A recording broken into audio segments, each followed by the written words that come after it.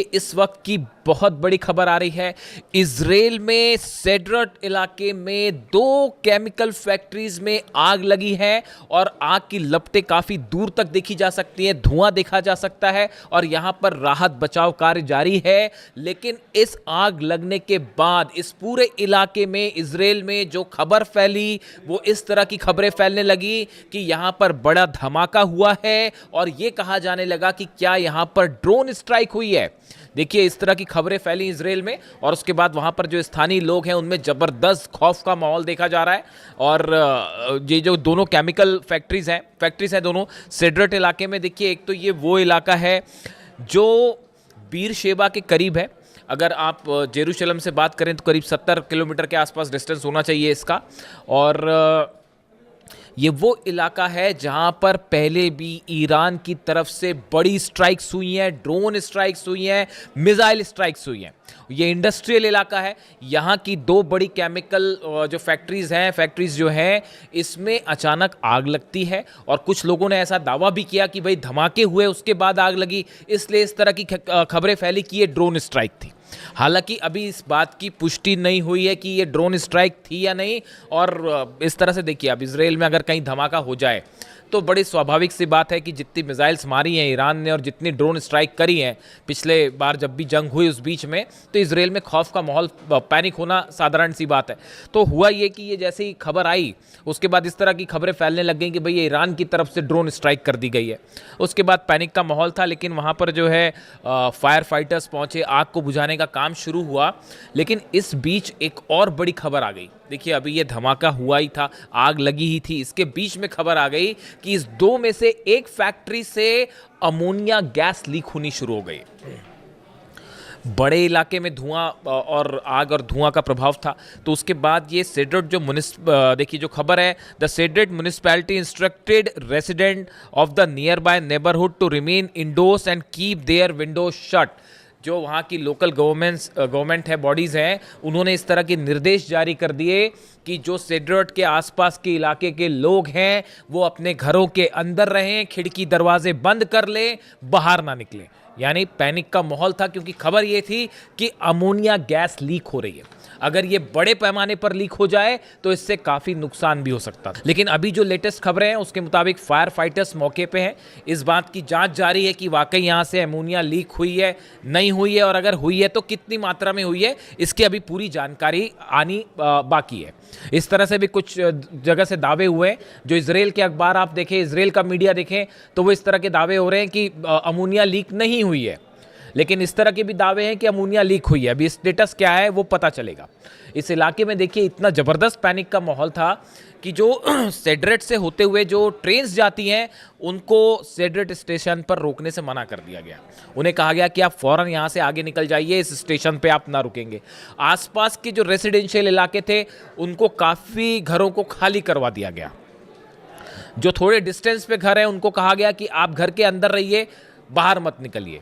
यानी आप देखिए इस पूरे इलाके में, दरअसल देखिए ये बीर शेबा के करीब वो इलाका है सेड्रट का जहां पर ईरान की तरफ से शाहिद 136 ड्रोन्स ने, खास तौर पर जो 12 दिन की जंग हुई थी, इस जंग की बात नहीं कर रहा हूं मैं, पहले वाली जो जंग हुई थी 12 दिन की जंग हुई थी जिसमें ईरान ने अपनी मिसाइल्स और ड्रोन की असली पावर दिखाई थी पहली बार दुनिया को, और इजराइल घुटनों पर था।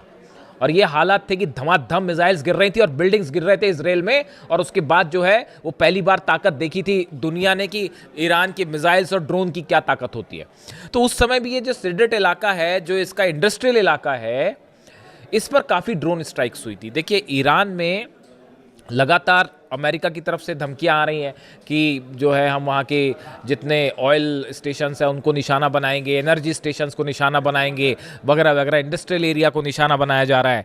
इन हालात में नेतन्याहू जब डोनाल्ड ट्रंप से मिलने वाले हैं उसके ठीक पहले इजराइल के एक इंडस्ट्रियल कॉम्प्लेक्स में आग लग जाती है, तेजी से फैल जाती है और इस तरह से धमाके और ड्रोन स्ट्राइक की खबरें फैलने लगती हैं।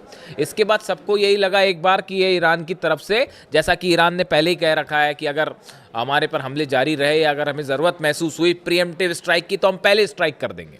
इस तरह की बातें भी ईरान की तरफ से कही गई। तो ऑलरेडी पैनिक फैलना लाजमी था। तो उसके बाद हालात ये है कि अब वहाँ पर जो है काफ़ी सारी जो है फायर ब्रिगेड की गाड़ियाँ हैं और वो आग वाग बुझाने के काम में लगी हुई है। अभी किसी तरह की ड्रोन स्ट्राइक की कोई कन्फर्मेशन नहीं आई है। अगर कन्फर्मेशन आती है तो हम आपको बताएंगे, लेकिन फिलहाल इस पूरी घटना से अच्छा खासा पैनिक जो है वो इजराइल में देखने को मिल रहा है।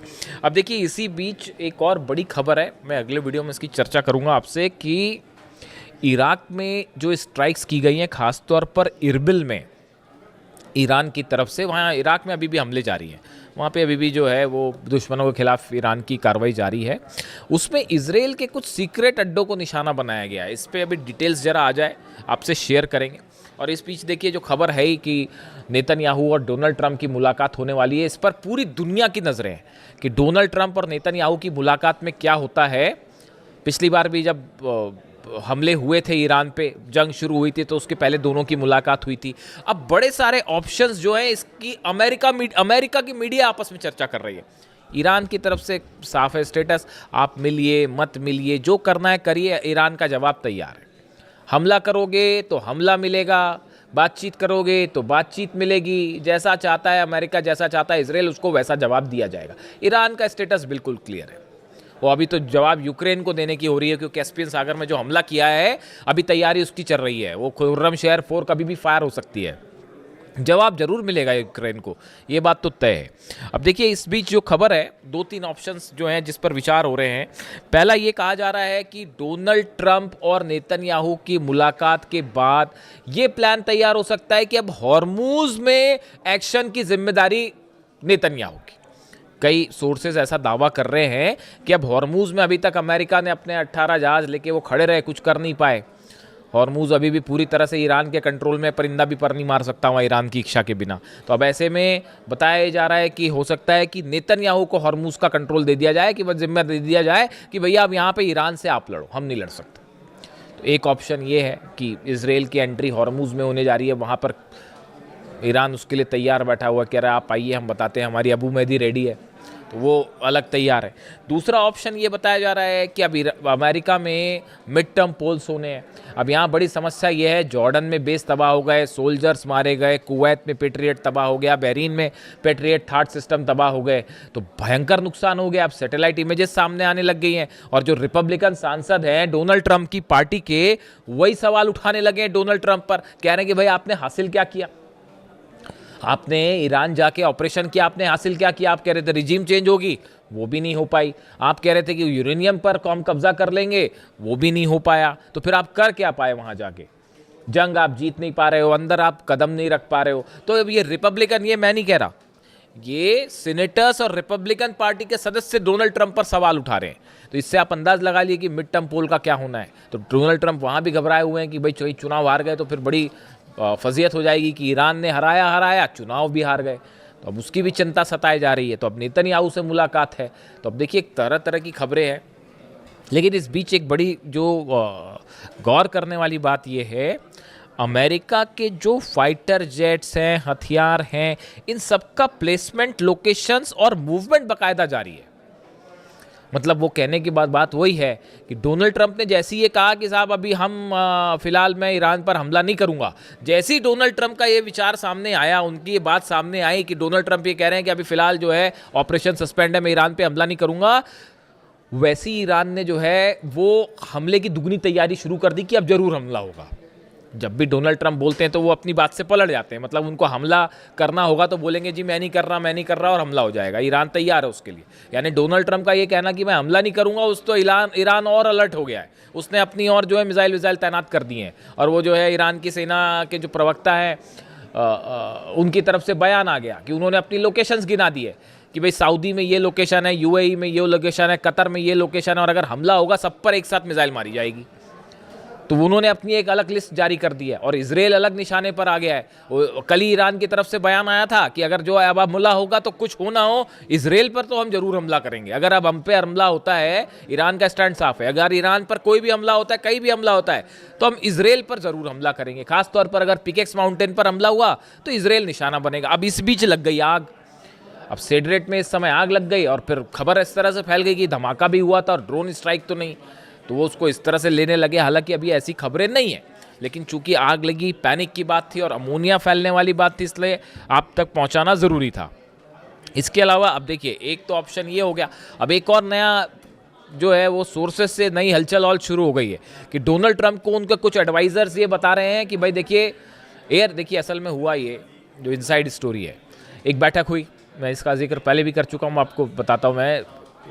अमेरिका में एक बैठक होती है, उस बैठक में जनरल डेनकेन शामिल थे, चीफ जॉइंट ऑफ स्टाफ, वो शामिल थे, हेस्गेट शामिल थे, डोनाल्ड ट्रंप और तमाम एडवाइजर्स इनके शामिल थे। ब्रैड कूपर जो है उनसे बात की गई, सेंटकॉम के जो चीफ हैं, जो ऑपरेशन देख रहे हैं ईरान के, तो सेंटकॉम चीफ जो है उनकी तरफ से बयान आया कि देखिए हमने ईरान के ऊपर जितनी एयर स्ट्राइक करनी थी वो कर ली, अब इससे और ज़्यादा हम जो है कोई अपना गोल हासिल नहीं कर सकते। उन्होंने सच्चाई कबूल कर ली असल में ये कि हम जितना नुकसान कर सकते थे ईरान का। एयर स्ट्राइक, देखिए हर ऑपरेशन की एक सीमा होती है, आप एयर स्ट्राइक करके किसी को हरा नहीं सकते, किसी देश को।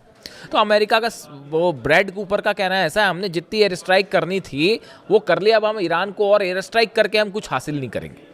तो अब एयर स्ट्राइक करके हासिल नहीं करेंगे तो कैसे हासिल करेंगे? तो फिर उसका एक ही ऑप्शन बचता है, ग्राउंड ऑपरेशन करिए, सोल्जर्स को अंदर ले जाइए। डोनाल्ड ट्रंप ने आज वो एक और फिर डाल दिया पोस्ट, एक तो वो B-2 बॉम्बर के साथ दिखाई दे गए और फिर खार्ग आइलैंड पर हमला करते हुए एक सोशल मीडिया पे पोस्ट डाल दी। तो उसके बाद ये स्पेकुलेशंस चल पड़े कि भाई अब ग्राउंड ऑपरेशन होने वाला है, उसके लिए ईरान अलग तैयार बैठा है। एक भी कदम रखेगा सैनिक तो वो उसने अपनी प्लानिंग कर रखी है, ग्राउंड ऑपरेशन का बदला ग्राउंड ऑपरेशन। इधर से अमेरिका की सेना घुसेगी, उधर ईरान की सेना जवाब तो देगी, वो लड़ेंगे, वो तो अलग होगी मारकाट, लेकिन उसके बाद ईरान की सेना भी कहीं भी घुस सकती है साहब, ये इस बात को भी समझ लीजिए। पता चला इराक पे कब्जा कर लिया, घुस गए अंदर, कुवैत में घुस गए अंदर, कुछ भी हो सकता है। ये जो है इन्होंने अपनी अलग पॉलिसी तैयार कर रखी है ईरान ने कि वो दुश्मन से एक कदम आगे चलेगा, मतलब जो चीज़ नहीं सोची होगी वो कर लेंगे। इस तरह की खबरें थी भी पहले कि अब जो ग्राउंड ऑपरेशन बार बार जो अमेरिका करता है, ग्राउंड ऑपरेशन, इस बार ईरान की सेना ने भी ग्राउंड ऑपरेशन का प्लान तैयार कर रखा है कि कैसे घुस के मिलिट्री अड्डों पर कब्जा किया जाए अमेरिका के, इसका प्लान भी तैयार है। वो 8 लाख सैनिक ऐसे ही नहीं बैठे और बड़े गुस्से में बैठे हैं साहब अली खामेनी साहब की शहादत के बाद से, वो कुछ भी हो सकता है। तो फिलहाल ये खबर आप तक पहुंचानी ज़रूरी थी। इससे जुड़ा जो भी अपडेट होगा, नेतन्याहू और ट्रंप की मुलाकात पर हमारी खास नज़र रहेगी। वॉशिंगटन से देखते हैं क्या निकल के आता है।